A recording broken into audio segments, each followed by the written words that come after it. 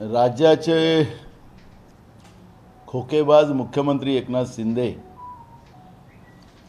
कालच्या शिवाजी पार्कमध्ये झालेल्या इंडिया अलायन्सच्या सभेच्या मुळे किती विचलित झाले हे त्यांच्या आजच्या पत्रकार परिषदेमधून दिसते आहे।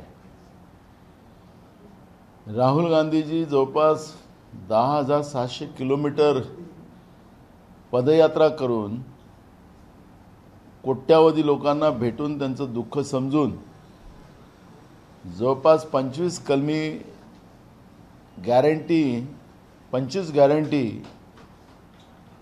काँग्रेस पक्षाच्या वतीने त्यांनी दिल्या आणि काँग्रेस पक्षाने त्या पूर्ण करण्याचं वॉरंटी सुद्धा दिलेली आहे आणि त्यामुळे देशभरातल्या लोकांमध्ये एक उत्साह होता। राहुल गांधींची यात्रा चैत्यभूमीवर यात्रेचं समापन झालं आणि कालच्या ज्या सभेमुळे एकनाथ शिंदे असतील किंवा भाजपचे भोपू असतील यांच्यामध्ये सकाळपासूनचं कावकाव सुरू झालेली आहे। राहुल गांधीजींनी मुद्दे मांडलेले आहेत आणि त्या मुद्द्यावर या लोकांनी बोललं पाहिजे, पण यांच्याजवळ मुद्दे नाही आहेत। मोदी जुमलेबाज गॅरंटी यांच्याजवळ आहे। हिंदुत्वाचं आम्हीच ठेकेदार असं पद्धतीनं हे सांगणारी लोक, त्यांना माझा सवाल आहे की जे निवडणूक बॉन्ड तुम्ही गोळा केला त्यामध्ये बीप ज्या म्हणजे गाईचं मांस तयार करणाऱ्या ज्या कंपन्या आहेत त्यांच्याकडून तुमच्याकडे पैसे आलेत। एकीकडे गाईला आई म्हणायचं आणि मोदीच्या सरकारमध्ये सगळ्यात जास्त आपला देश निर्यात काय करत असेल तर 1 नंबरमध्ये आला असेल तर गोमांस निर्यात करण्यामध्ये भारताचा एक पहिला नंबर आलेला आहे। एकीकडे गायींच्या नावाने राजकारण करायचं, हिंदुत्वाच्या नावाने राजकारण करायचं आणि ज्यांच्या हिंदुत्वाचं हे करून त्याच बीप कंपन्यांकडून निवडणुकीसाठी पैसे गोळा करायचे हे तुमच्या रेकॉर्डवर आलेले आहेत।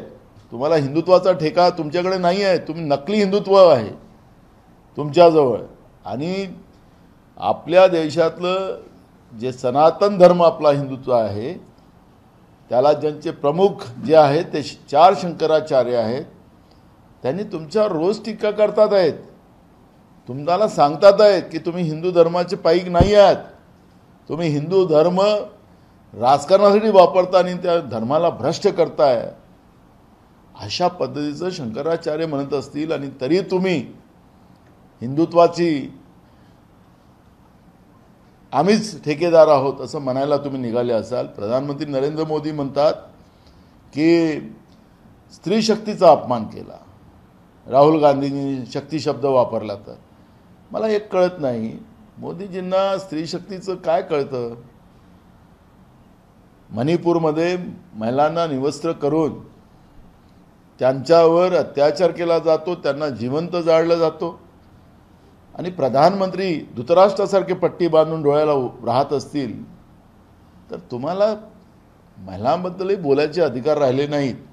त्यामुळे हा फालतूचा पुळका जो तुम्ही आणून राहुल गांधींच्या त्यागाला, त्यांनी केलेल्या तपस्येला, त्यांनी प्रामाणिकपणे लोकांसाठी काम करण्याची भूमिका लोकांसमोर मांडून ज्याप्रमाणे राहुल गांधीजींनी 25 गॅरंटीज लोकांच्या समोर दिल्या त्याच्यात शेतकरी आहेत, महिला आहेत, युवक आहेत, गरीब आहेत, कामगार आहेत आणि त्यांच्या सामाजिक न्यायाची भूमिका घेऊन राहुल गांधीजींनी जी भूमिका मांडली ती देशाच्या लोकांनी मान्य केली आणि म्हणून घाबरल्यासारखे सकाळपासूनचं मग एकनाथ शिंदे असतील की भाजपचे भोपू असतील ते सकाळपासूनचं त्यांचं कावकाव सुरू झालेली आहे। याला आम्ही भीक घालत नाही, ते घाबरलेत।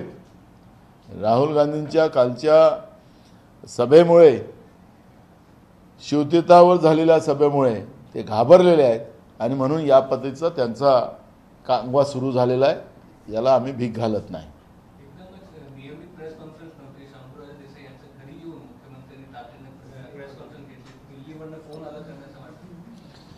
दिल्ली घाबरली ना, त्यांचे आका घाबरले. त्यांना जे काही आज पूर्ण महाराष्ट्रात नव्हे तर देशामध्ये जे वातावरण निर्माण झालं, त्यामुळे वरतून आकाचा फोन त्यांना आला आणि आकाचा फोन ते आकासाठी काम करतात. मुख्यमंत्री झाल्यानंतर मी औरंगाबाद याच्यासाठी शब्द वापरतो की अजूनही निवडणूक आयोगाने त्यांना औरंगाबाद शब्दच वापरलेला आहे. उस्मानाबादला उस्मानाबादच शब्द वापरलेला आहे. त्या पद्धतीचा गोंधळ या लोकांनी केला की आम्ही औरंगाबादचं नाव छत्रपती संभाजीनगर केलं, उस्मानाबादचं नाव आम्ही धाराशिव केलं, पण अजून कुठलाच रेकॉर्डला नाही. म्हणजे हे यांचं नकली नाव बदलवण्याचा जो प्रेम आहे ते पण आपल्याला या ठिकाणी दिसून येते. यांनीच मुख्यमंत्री झाल्यानंतर औरंगाबादला गेलेत आणि त्या ठिकाणी सांगितलं की माझे आका दिल्लीत आहेत, नरेंद्र मोदी आणि अमित शहा, आणि त्याच्यामुळे बुलेट ट्रेन राज्यातला सगळा उद्योग गुजरातमध्ये पाठवण्याचं काम यांनी केलं, खुर्ची टिकवण्यासाठी महाराष्ट्राला बर्बाद करण्याचं काम केलं. आणि म्हणून नियोजित प्रेस नसताना सुद्धा मुख्यमंत्र्यांनी या लेवलवर जावं आणि एक प्रकारे छत्रपती शिवाजी महाराजांच्या महाराष्ट्राचा अवमान करावं हे बरोबर नाही. तुम्ही म्हणताय की भाजप घाबरलाय, याच पार्श्वभूमीवरती आज मनसे अध्यक्ष राज ठाकरे सुद्धा दिल्लीला गेलेले आहेत. अशी शक्यता आहे की त्यांची अमित शहांची भेट होईल आणि महायुतीत सहभागी होण्याची शक्यता आहे. त्यामुळे भाजप कुठेतरी इतर राज ठाकरेंना सुद्धा गळ घालते ठाकरे आडनाव स्वतःसोबत राहण्यासाठी. मी तुम्हाला एक गोष्ट सांगतोय ना, भाजपचं केंद्रातलं सरकार आता राहणार नाही. देशाच्या जनतेने निर्णय केलेला आहे. हे 400 पार नाही, 420 सरकार आहे. त्यामुळे हे 400 पारचा शब्द वापरतात आहेत, पण यावेळेस ते 150ही पार करू शकणार नाही अशी परिस्थिती पूर्ण देशामध्ये आहे. गेल्या वर्षी गुढीपाडवा मेळाव्यात राज ठाकरे यांनी ज्यावेळेला 2019च्या लोकसभा निवडणुका होत्या त्यावेळेला त्यांनी असं विधान केलं होतं की या मोदी आणि शहांना या देशाला याच्यातनं काढलं पाहिजे. आणि एकीकडे देशात सगळ्यात खोटं बोलणारा पंतप्रधान मी आजतागायत पाहिलं नाही असं त्यांचं विधान होतं. आणि आज तेच भेट घेण्यासाठी म्हणून दिल्लीला गेलेले आहेत. महायुतीत सहभागी होण्याची शक्यता अधिक वर्तवली जाते. कसं बघताय तुम्ही मनसे अध्यक्ष राज ठाकरेंच्या भूमिकेकडे? मनसेची 2 जागांची आग्रही भूमिका सुद्धा ऐकायला मिळत आहे. कसं पाहता आजपर्यंत जागा सुटला नाही आहे, त्यातून मनसेची जर मागणी असेल तर कसं पाहता? आम्हाला त्यांच्यावर कुठली प्रतिक्रिया द्यायची नाही. पण मित्र देवेंद्र फडणवीस म्हणाले होते की चौथ्या पक्षाला जागा नाही. राज ठाकरे नाही, मला त्यांच्या पक्षाबद्दलचं कुठलीही टीका करायचं कार्यक्रम नाही. जेव्हा निवडणुकीच्या मैदानात आले त्यावेळेस आपण बोलू. तुम्ही एकीकडे म्हणताय की भाजप घाबरले आणि दुसरीकडे मनसेला इग्नोर करून नाही चालणार, कारण की अनेक उमेदवारांना त्यांच्या लाखापेक्षा अधिक यादीही मतं पडली. त्याचा परिणाम इतर पक्षांच्या उमेदवारांवरती झालेला आहे, खास करून महाविकास आघाडीच्या. तुम्ही कसं बघताय? कारण का ज्या पद्धतीने ते राज ठाकरे 1 लाख मतांचा हा सगळा आज माझ्यासाठी तो विषय चर्चेचा नाही. निवडणुकीच्या प्रक्रियेत ते आले तर मग त्या पद्धतीची चर्चा आम्ही करू. आज आमच्यासाठी तो विषय नाही. पण ज्या राज ठाकरेंनी लावले तो व्हिडिओच्या माध्यमातून 2019 मध्ये राम ठेवलं होतं तेच राज ठाकरे आज मी आज त्याच्यावर कुठली प्रतिक्रिया देणार नाही. मी तुम्हाला सांगतोय की जेव्हा निवडणुकीचं मैदान सुरू होईल आणि जे तुम्ही आम्हाला अपेक्षित आहे, जे सांगतात आहात, त्यावेळेस जे घडेल त्यावेळेस ते वाक्य आम्ही काय बोलायचं ते बोलू ना. वंचितचे प्रमुख काल प्रकाश आंबेडकर हे महाविकास आघाडी इंडियाच्या व्यासपीठावरती पाहायला मिळाले. ज्या पद्धतीनं त्यांचं कालचं भाषण झालं, कुठच्याही प्रकारची त्यांनी स्पष्ट भूमिका जी आहे ही दिलेली नाही. तुमचा काही प्लॅन बी तयार आहे? कारण जर प्रकाश आंबेडकर तुमच्यासोबत आले तसंच चित्र सध्या दिसतंय. त्यांनी भूमिका मांडली ना महिला सक्षमीकरणाची, ते तर आपण ऐकलीच. नाही, त्याच्यात त्यांनी अशी भूमिका मांडली नाही, त्यांनी महिला सक्षमीकरणाची प्रमुख भूमिका मांडली. भूमिका कुठलीच मांडली नाही असं कसं तुम्ही म्हणता? नाही, युतीच्या बाबतीत महाविकास आघाडीत सहभागी होण्याच्या बाबतीत त्यांनी असं म्हटलं की लढावं लागेल, मात्र स्वतंत्र किंवा एकत्र हे लढावं लागेल मोदींच्या विरोधात. बरोबर नाही, त्यांनी लढावं लागेल मोदींच्या या अत्याचारी तानाशाही सरकारच्या विरोधात लढावं लागेल सांगितलं ना त्यांनी. त्यांची भूमिका स्पष्ट केली त्यांनी.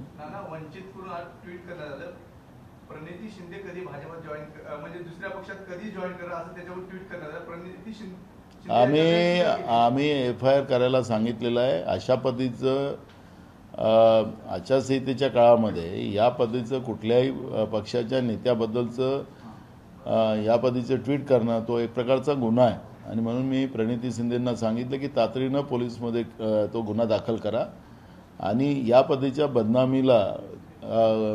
बदनामी करणाऱ्यांवर कारवाई करा, अशा पद्धतीचं आम्ही पत्र देण्याची सूचना केलेली आहे. वंचित महाविकास आघाडीत सहभागी होणार आहे कारण का होणार आहे का? कारण का ज्या पद्धतीनं ज्या पद्धतीनं प्रकाश आंबेडकर यांचे वक्तव्य असतील किंवा वंचितच्या काही प्रवक्त्यांकडनं जे वक्तव्य येत आहेत, वाटतंय का तुम्हाला की विश्वास आहे का प्रकाश आंबेडकर तुमच्यासोबत? आमचा सुरुवातीपासून प्रयत्न चालू आहे, आजही प्रयत्न आहे आणि उद्या पण राहील. म्हणजे प्रयत्न अद्याप चालू आहे. आमचा प्रयत्न चालूच आहे. नाना, सांगलीचा तिढा कधी सुटणार आहे? एकीकडे ठाकरे गट पण दावा टाकते आणि काँग्रेस सुद्धा सांगते की आमची विशाल पाटील सांगलीचा तिढा सुटलेला आहे. सांगली हे काँग्रेसकडे आहे. आमचे विशाल पाटील आमचे उमेदवार राहणार आहेत. त्या पद्धतीचं काम आमचं सुरू झालं. चंद्रहार पाटलांच्या नावाची घोषणा झाल्याचं कळतंय, तशा पद्धतीचे संकेत सुद्धा चंद्रहार पाटलांना दिले शिवसेनेकडनं, ठाकरे गटाकडे. आम्ही सांगितलं ना, आमचे उमेदवार विशाल पाटील आहेत. त्याच्यामुळे आम्ही आमच्याकडून विशाल पाटलांना कामाला लावलेलं आहे. शिवसेनेनं कोल्हापूर सुद्धा ही जागा सोडली. कोल्हापूर जागा सोडल्यानंतर त्यांनी सांगलीचा आग्रह धरला. त्याच्यासाठी शिवसेनेला काही दुसरी जागा तुम्ही दिली सांगली आणि कोल्हापूरच्या बाबतीत? ते आम्ही चर्चेत निकाली काढू. नाना, एक प्रदेशाध्यक्ष म्हणून सांगलीचा पहिला उमेदवार डिक्लेअर करा असं म्हणू शकतो का? आमचं AICC यादी जाहीर करते. उद्या परवा यादी जाहीर होईल, त्यावेळेस आपल्याला बघायला मिळेल. हाँ, हो गया ना, हो तो अभी राष्ट्रीय करें.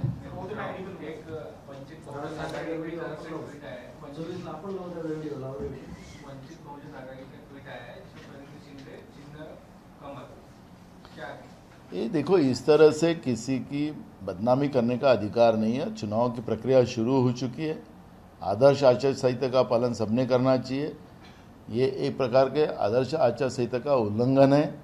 हमने प्रणीति शिंदे जी को कहा है कि तुरंत रिपोर्ट दीजिए और कार्रवाई की मांग करिए. जिन्होंने चित्र ट्वीट किया है या जिन्होंने फोटो बनाया उनके ऊपर कार्रवाई की मांग? बिल्कुल वही ना कहा हमने. तुरंत आज हमने उनको कहा कि तुरंत रिपोर्ट दीजिए और कार्रवाई करने की मांग कीजिए. कहीं ना कहीं सामने आ रही है सांगली को लेकर के क्या चित्र स्पष्ट हो पाएगा? सांगली का हमारा डिसाइड है. हमारे विशाल पाटिल वहाँ के उम्मीदवार रहेंगे और वो जगह कांग्रेस लड़ेगी. उद्धव ठाकरे के ऊपर आलोचना हो रही है आज कि उन्होंने हिंदुत्व खत्म कर दिया. कल राहुल गांधी के साथ शिवाजी पार्क में बैठने के बाद जो सभा ली गई है, क्या कहना? इनको बीजेपी को हिंदुत्व का कॉन्ट्रैक्ट तो दिया गया नहीं. ये किस आधार पे बोलते हैं? आपने देखा होगा कि गैया को माँ बोलते हैं और गैया सबसे ज़्यादा 10 साल में इस देश से अगर कोई चीज़ निर्यात हुई है, एक नंबर जो होगा दुनिया भर में, मैं सिर्फ भारत देश का नहीं बात कर रहा, दुनिया में सबसे एक नंबर निर्यात करने वाला देश, बीफ निर्यात करने वाला देश भारत है. और भारत देश से अगर गैया रोज काटी जाती है और पूरे दुनिया में एक नंबर अगर देश बनता है, तो इनका हिंदुत्व से क्या नाता है? एक जो बीफ कंपनियां जो है उनके माध्यम से इनके अकाउंट में बीजेपी के चुनाव फंड दिया गया है, तो इससे बड़ा पुरावा क्या चाहिए?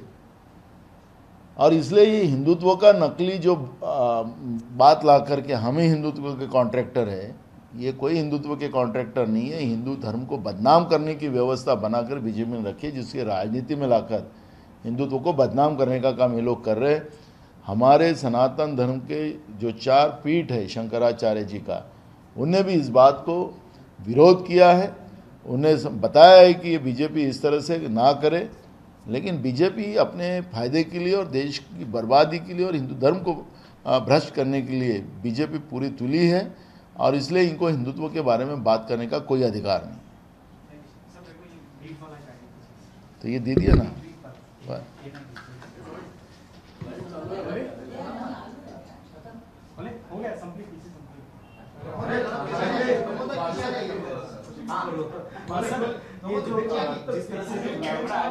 जिस तरह से हुई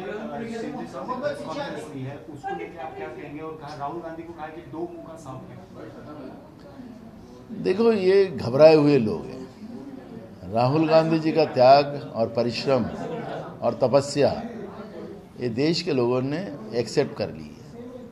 जिस तरह से 25 गारंटी राहुल गांधी जी ने देश की जनता को दी है, जिसमें महिला है, युवा है, किसान है, मजदूर है और कामगार हैं, और उनको ऐसी जो गारंटी दी है उसका विश्वास लोगों का राहुल गांधी के प्रति बढ़ गया है. जिस तरह से देश की संवैधानिक और लोकतांत्रिक व्यवस्था को बर्बाद करने का काम नरेंद्र मोदी की सरकार ने गए 10 साल में किया है, इसका भी गुस्सा लोगों में है और राहुल गांधी जी के बारे में प्रेम है. एक समर्पण जनता का है। और आपने देखा होगा कि शिवाजी पार्क की जो सभा थी, लोग खुद पे खुद वहाँ पर आए, राहुल जी का स्वागत करने के लिए आए, राहुल जी को सुनने के लिए आए।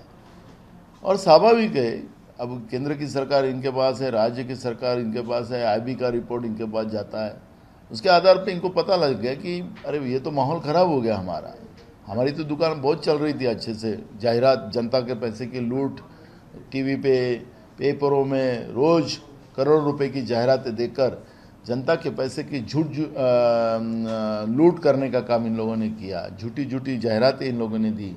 पर एक दिन के राहुल गांधी जी के शिवाजी पार्क के महाराष्ट्र की इस भूमि पे जो सभा हुई, उस सभा की दहशत इनके मन में हुई और इसलिए ये आनंद फानंद में कुछ भी बोलने का काम शुरू किया है। दो मुंह का तो साफ यही लोग है, भ्रष्ट सरकार महाराष्ट्र की, असंवैधानिक सरकार महाराष्ट्र की, इसका तो परिचय देने की गरज नहीं है। और हम नहीं बोल रहे असंवैधानिक सरकार है, माननीय सुप्रीम कोर्ट ने कहा है।